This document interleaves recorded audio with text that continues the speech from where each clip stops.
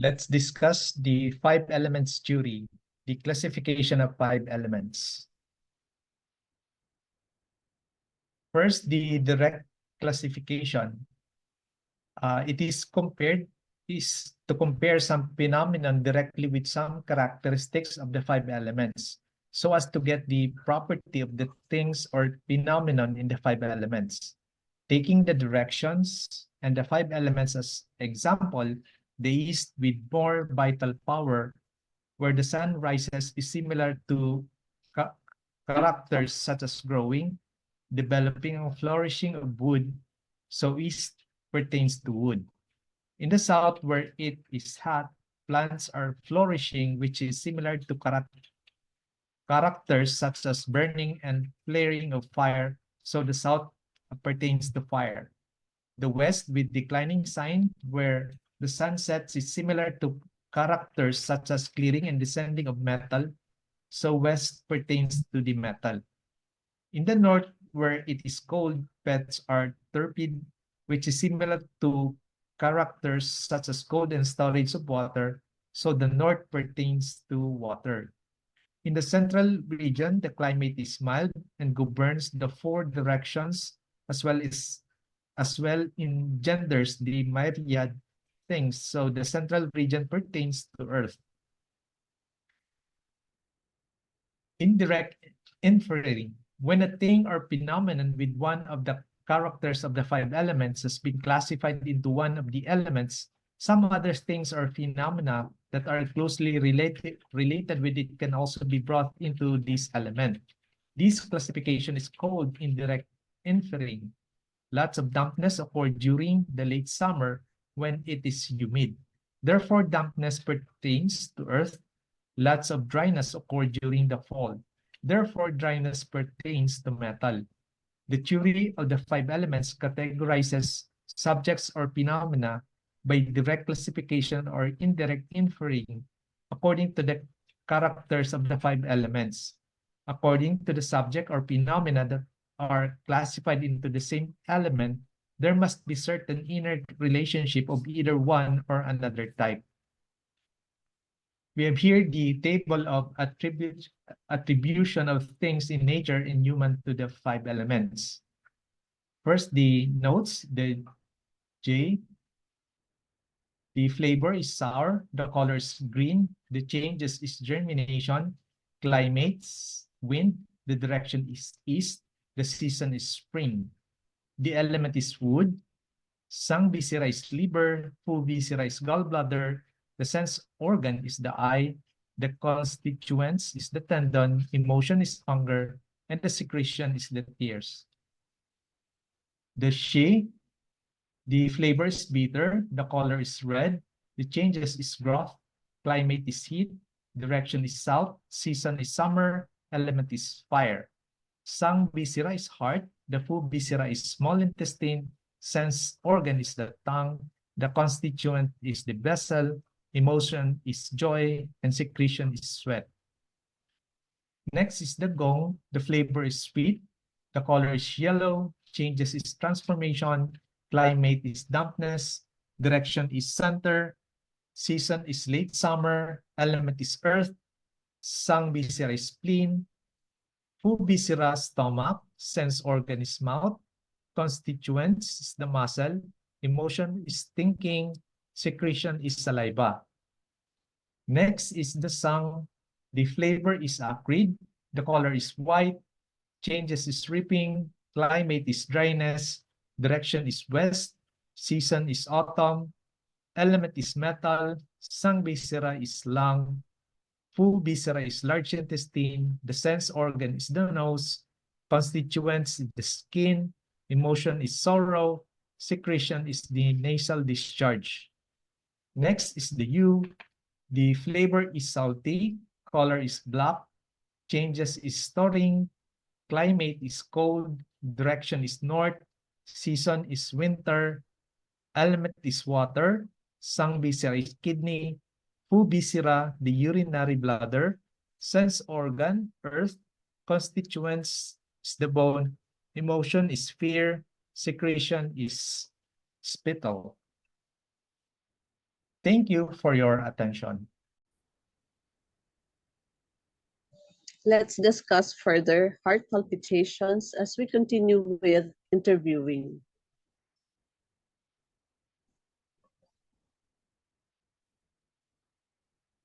When we ask patients about palpitations, it is important to explain to them the meaning of this symptom. Most patients mistakenly identify palpitations with tachycardia, that is, the pulse beating faster than normal. In reality, palpitations are not related to the rate or speed of the pulse, but simply indicate a subjective and uncomfortable sensation of being aware of one's heartbeat. Palpitations are a symptom which is always related to the heart and may appear in any of the heart patterns. Palpitations with an acute onset may be due to external stimuli such as fright or an overwhelming emotional upset, in which case it is called fright palpitations. Palpitations that extend upwards towards the chest and throat and downwards towards the umbilicus and abdomen are called Yang Chong, which is translated as panic palpitations. Literally, it means panic and anxiety. This type of palpitations is due to rebellious qi in the penetrating vessel affecting the heart and is considered a more severe type than ordinary palpitations. Palpitations indicates a subjective sensation of the patient who is aware of the heart beating and may have the impression that it is fast or irregular. This is a subjective sensation and the pulse may in fact be neither rapid nor irregular. Palpitations should therefore not be confused or identified either with the Western symptoms of tachycardia or bradycardia, which refers to the objective rapidity or slowness of the pulse, respectively, or with arrhythmia. Palpitations are a symptom that may appear in any heart pattern. There are three more conditions which may cause palpitations. First, there is shock affecting the heart. Palpitations after a shock, anxiety, agitation, restless sleep, and there is a moving pulse. Next is kidney yang deficiency with water overflowing to the heart. So here there is palpitations, edema, especially of the legs and ankles, cool feelings in the legs and back, fullness and distension of the abdomen, soreness of the lower back, feeling cold, scanty clear urination, breathlessness, cold hands, pale and swollen tongue with a wet white coating, and a deep, weak, slow pulse. The third is rebellious chi in the penetrating vessel affecting the heart. Severe palpitations, there is anxiety, feeling of energy rising from the abdomen to the chest. There is a feeling of heat in the face, a feeling of a lump in the throat, a feeling of tightness of the chest, nausea, slight breathlessness, epigastric fullness or stuffiness, umbilical and abdominal fullness, irregular and or painful periods in a firm pulse. Thank you for your attention. We talk about diagnosis according to pathogenic qi. This time we discuss heat and fire. Before discussing heat and fire imbalances, it is important to differentiate between pathological heat and physiological heat. All of the body's qi functions are dependent on physiological heat. There would not be any kind of transformation or transportation in the body without this heat. Physiological heat is an aspect of the body's yang qi. Pathological heat does not have any beneficial physiological qualities. On the contrary, pathological heat only has a negative effect on the body. Pathological heat, which includes fire, will overactivate the functioning of various organs. It will agitate shen and blood, as well as desiccating and injuring yin substances in the body. Furthermore, fire can generate wind and create phlegm. The difference between heat and fire is mainly a question of intensity. Fire is a stronger and more aggressive form of heat. Fire is described as being more solid than heat. It is more drying, damages body tissues, and can agitate blood to such an extent that the walls of the vessels rupture, resulting in bleeding. Fire will also agitate Shen to a greater extent than heat does. There are various forms of pathological heat and fire in the body. We will briefly outline the various forms and how they arise before going into detail in describing their specific signs and symptoms. Heat can arise from any exogenous invasion, such as when the body is invaded by wind heat, damp heat, and summer heat. Exogenous pathogenic qi, such as cold and dampness, can transform and become internal heat or fire when they penetrate deeper into the body. This is because of the clash between Zheng qi and pathogenic qi. The body itself is warm in nature. This means that pathogenic qi will eventually be affected by and take on the character of its host and its surroundings. Heat and fire can also arise from internal imbalances. Consuming food or drink that is hot in its dynamics, such as alcohol and hot spices, will generate excess heat or fire. Smoking can also result in internal heat. Heat and fire can also arise from emotional imbalances, particularly when qi stagnates over a period of time. Any stagnation in the body, whether it is qi, dampness, phlegm, or blood stagnation, will in the end begin to generate heat. The difference will be in how intense and systemic heat is. Fire and heat are desiccating and will injure fluids and yin in general. Therefore, there will be symptoms and signs such as thirst, dry mouth, dark urine, dry stools, constipation. Other classic heat signs are red face, sweating because body fluids are driven upwards and outwards, rapid pulse, and a red tongue. Another form of pathological heat is yin deficiency heat. It is extremely important to differentiate between empty and excess heat. This is because the treatment strategies for each are very different. Yin deficiency heat does not arise due to the presence of excess heat, but the presence of excess heat will certainly accelerate the process. Yin deficiency heat arises when the body or specific organs are yin deficient. Yin, when it is weak, is unable to control heat, which then flares up. There are some fundamental differences in how the two types of heat manifest in the body, and this can be seen in our discussion later. When there is excess heat, the treatment must be aimed at draining the pathogenic heat. This means that the acupuncture points used need to have a heat draining action, and draining needle technique should be used. In herbal medicine, herbs and prescriptions that either drain or expel heat should be used. When there is yin deficiency heat, treatment aim is primarily to nourish yin. This means that acupuncture points that nourish yin are used. These points should be stimulated with a tonifying needle technique. In herbal medicine prescriptions, herbs that are yin nourishing are used together with herbs that clear the empty heat. Apart from differentiating between empty and excess heat, it is also important to identify where in the body the heat is and which organs are affected. This applies to both empty and excess heat. Differences between excess and empty heat. With excess heat, there is constant sensation of heat in the body. The entire face is red. The person either sweats all the time or not at all. The person sweats all over the body and especially on the head. The entire hand feels warm when palpated. In empty heat, the sensation of heat is primarily in the evening and at night.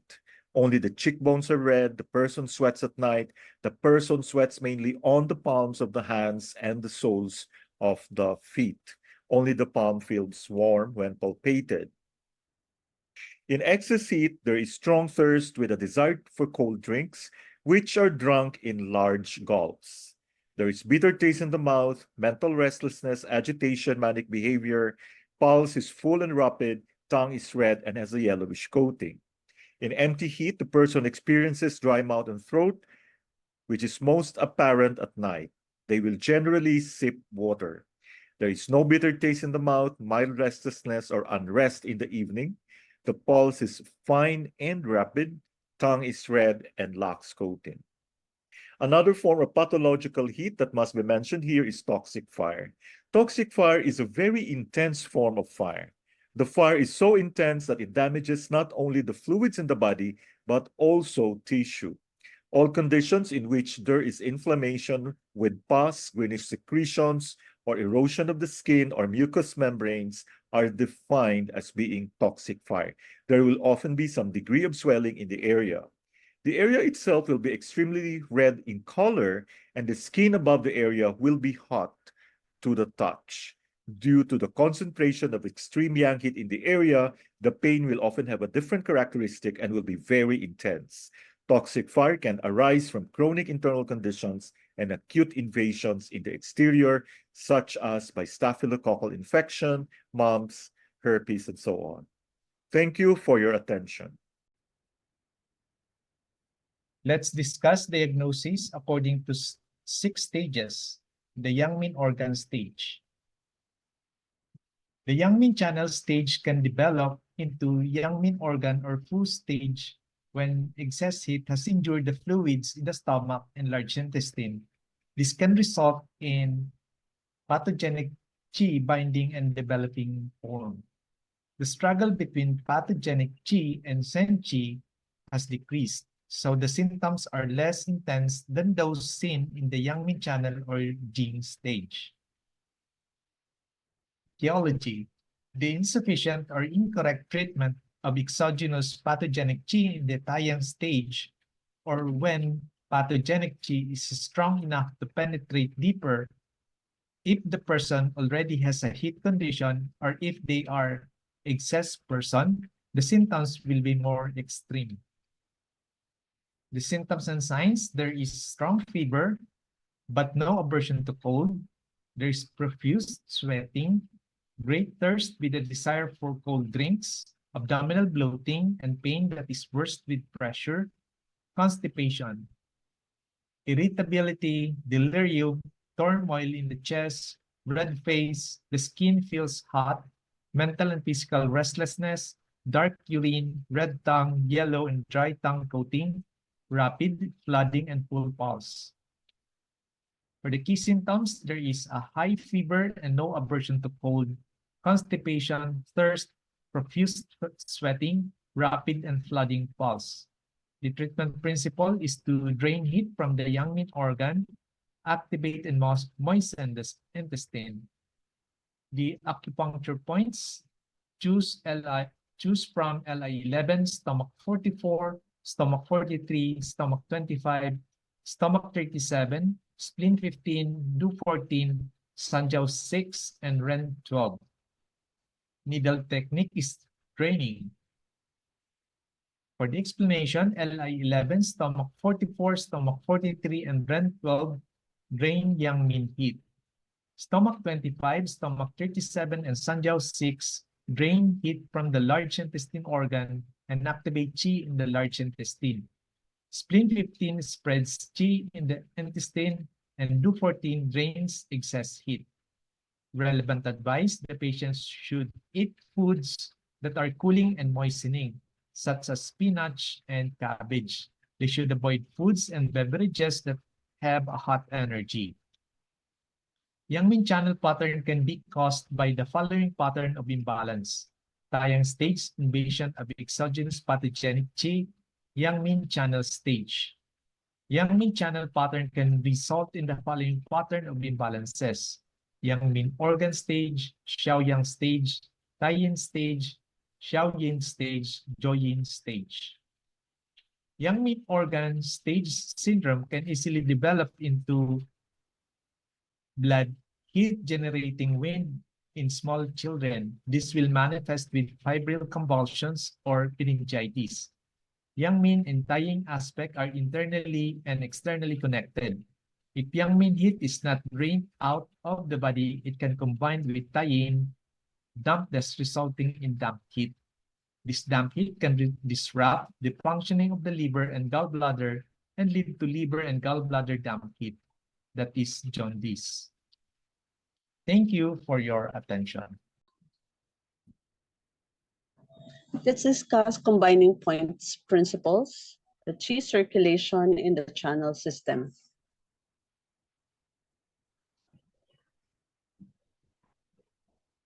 In order to visualize this circulation of qi in relation to the changing gravitational potential energy, it is best to visualize the body without arms and legs.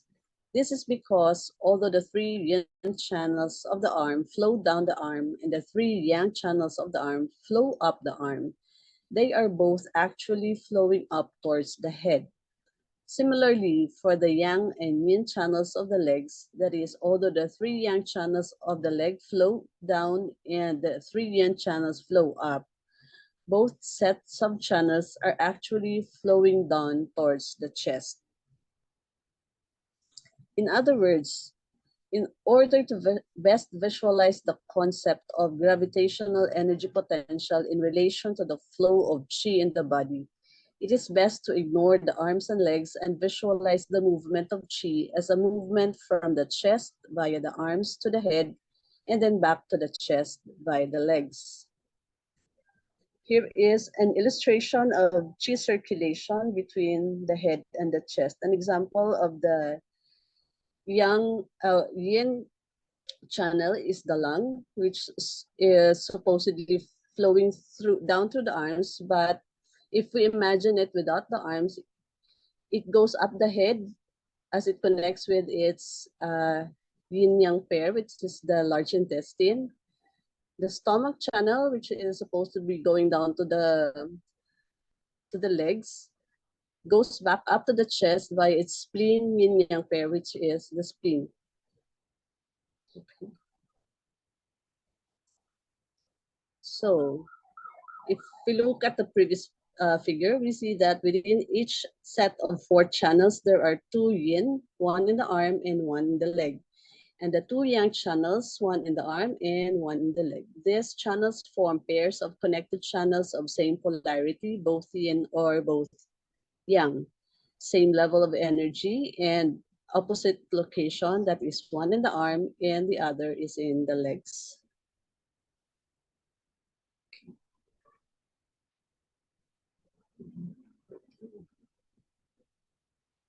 So the channels in the arm, we have the small intestine as part of the greater yang channel, the lesser yang, the triple burner, the bright yang, the large intestine, the greater yin, which is the lung, the lesser yin, which is the heart, and the terminal yin, which is the pericardium. Its counterpart on the leg, the greater yang channel of the leg is the bladder, the lesser yang channel of the leg is the gallbladder, the brighter yang channel of the leg is the stomach, the greater yin channel of the leg is the spleen, the lesser yin channel of the leg is the kidneys, and the terminal yin channel is the liver. So here is another circulation illustration of the cycle of qi circulation in the 12 channels. Moving on. The above names refer to the amount of yang or yin energy in the daily cycle as follows. Greater yang and greater yin pertains to maximum yang and yin respectively. Lesser yang and lesser yin pertains to minimum yang and yin respectively. Brighter yang and terminal yin pertains to average yang and yin respectively. So we see that in the early morning, yin is at its maximum, which is greater yin, and yang is yang at its average level, which is the bright yang.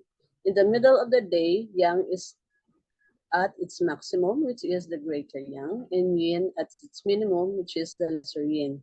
In the evening or night, yang is at its while yin is at its average level, which is the terminal yin. Here is another illustration showing the ebb and flow of yin and yang in the daily cycle of the 12 channels, from the greater yin to the terminal yin, from the brighter yang to the lesser yang. Thank you for your attention. We continue with stomach imbalances. under diagnosis according to Zhang Fu organ patterns. Both deficient and excess heat can result in bleeding.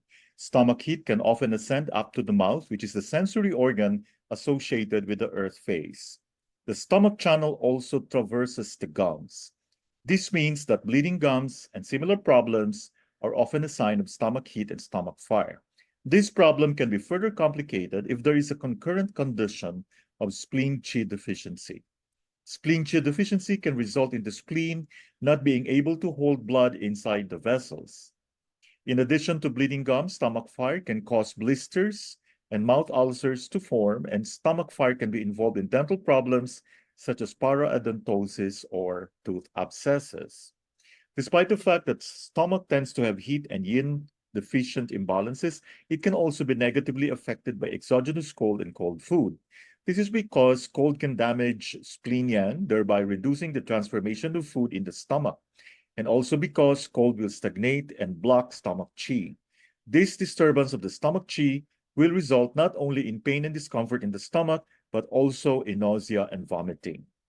The difference between the vomiting that is experienced when there is cold and when there is heat is that vomit resulting from cold conditions will be watery and contain undigested food matter. This is due to the food and liquid that have been ingested not being transformed due to the cold. Heat will manifest with vomit that is sour and sticky in consistency. Vomit resulting from excess conditions will usually alleviate nausea or pain and discomfort in the stomach. Deficient and excess cold in the stomach will manifest with attraction to warm food and hot drinks. The person will also have a marked aversion to ingesting anything that is cold in temperature, possibly also things that are energetically cold. It is not only the energetics of the food consumed that can have an influence on a person. The stomach is also disturbed by the amount of food eaten and the way it is eaten. Negative eating habits can result in food stagnation. Food stagnation can arise from eating meals too quickly, eating too much food at a time, eating food that is difficult to transform, or eating food too late in the evening. The evening is also the in period of the day. If a person eats too much in the evening, there will not be the same resources of yang qi available to transform the food. The transformation of the food stops at night. This means that if food is eaten late in the evening, it will tend to lie and rot in the stomach overnight. In relation to the horary clock, the stomach and spleen are at their weakest between 7 p.m. and 11 p.m., which is why the main meal should be eaten before noon. As well as blocking the qi mechanism, food stagnation will generate dampness and heat. The stagnation of qi will create distension and discomfort in the abdomen. Heat will also rise upwards from the stagnant food, agitating the heart and shen. This and the discomfort caused by the stagnation will disturb the sleep, and the person will wake frequently during the night, often with a sensation of heat in the body or sweating profusely. The stomach should regularly fill and empty throughout the day. If a person constantly snacks, the stomach will never have the opportunity to empty completely. This will lead to stagnation of stomach qi and create food stagnation. Eating while working, driving, on the run, and so on will stagnate stomach qi and can lead to the stomach qi becoming rebellious. Patients with a history of anorexia and bulimia may have problems with their stomach qi because it has either been weakened by the lack of nourishment or become rebellious due to the repeated vomiting. The stomach is affected by the same emotions as the spleen. Worry, speculation, and vexation bind and thereby stagnate stomach qi.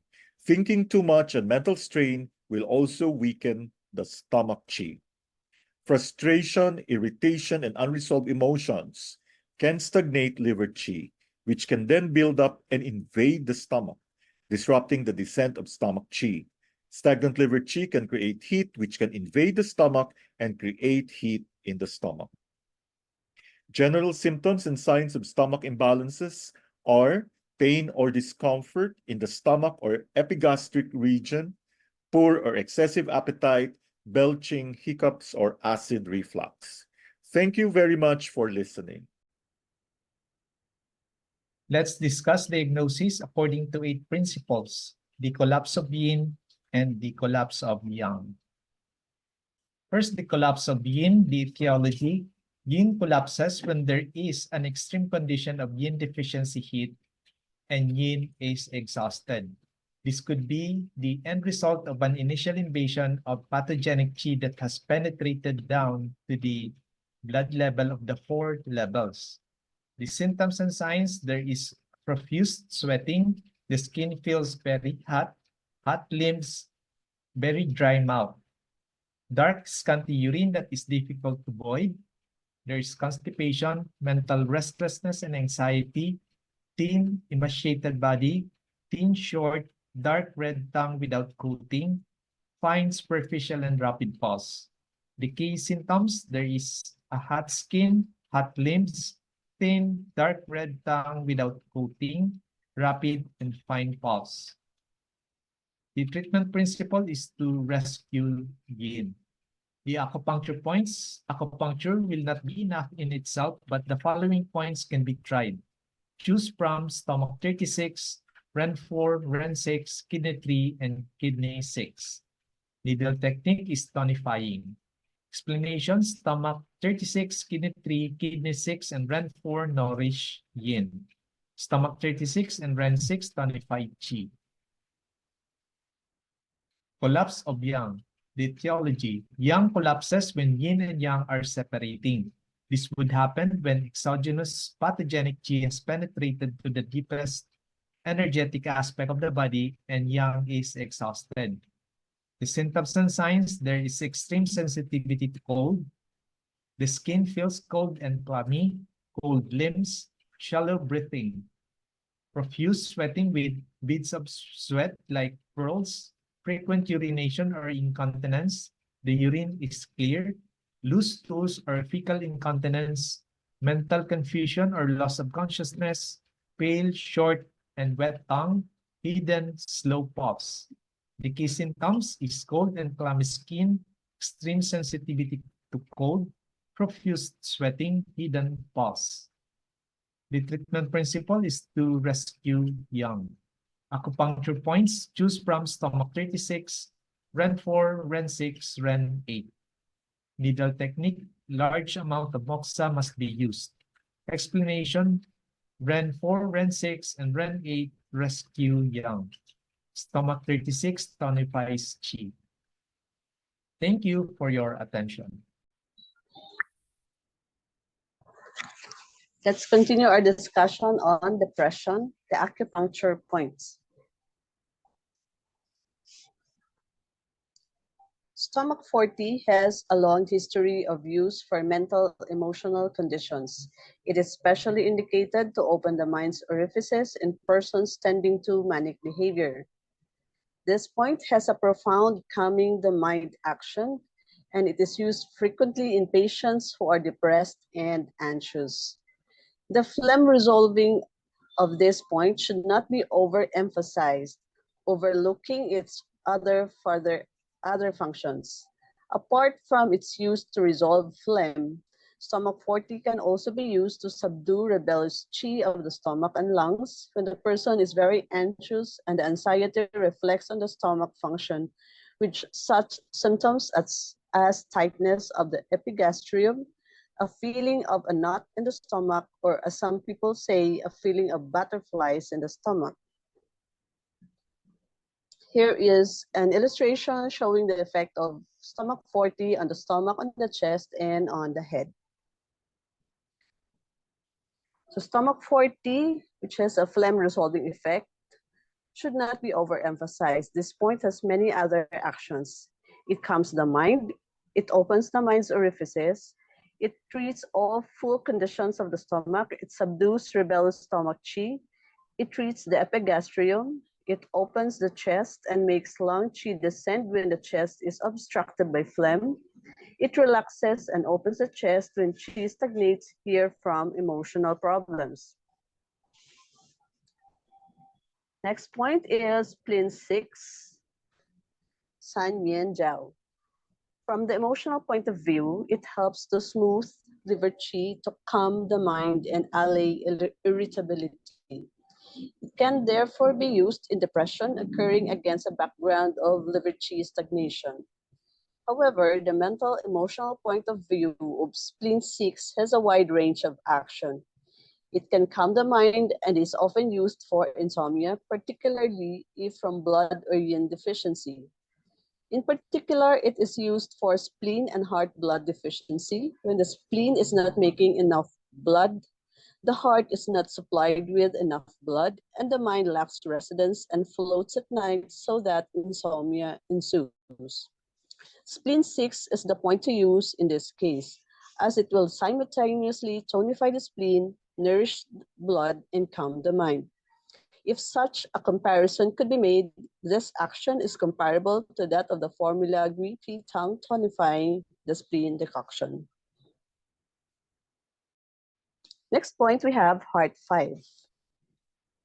This point is used mainly as the main point to tonify heart qi and heart blood, and it is therefore the point of choice for depression occurring against a background of qi and blood deficiency. Its indications include sadness, mental restlessness, anger, fright, depression, agitation, palpitation, and weak heart qi. The use of heart 5 in depression is also connected to this point's nature of being the connecting point of the heart, the Lu connecting point. As a connecting point, it moves qi and removes blockage in the channel. On a psychic level, this means it can lift mood and stimulate the coming and going of the ethereal soul. Next point, we have heart 7 or the Shenmen. This point is used to both lift mood in depression and to calm the mind in anxiety. Its indications include insomnia, poor memory, manic depression, inappropriate laughter, shouting at people, sadness, fear, mental restlessness, agitation, and palpitations. Heart 7 primarily nourishes heart blood and is the point of choice for heart blood deficiency, causing the mind to be deprived of its residence, resulting in anxiety, insomnia, poor memory, palpitations, and a pale tongue. Again, this action could be compared to that of Gui Pi Tang tonifying the spleen decoction. Indeed, the combination of the 2 points spleen 6 mentioned earlier and heart 7 closely resembles the action of Gui Pi Tang. Thank you for your attention.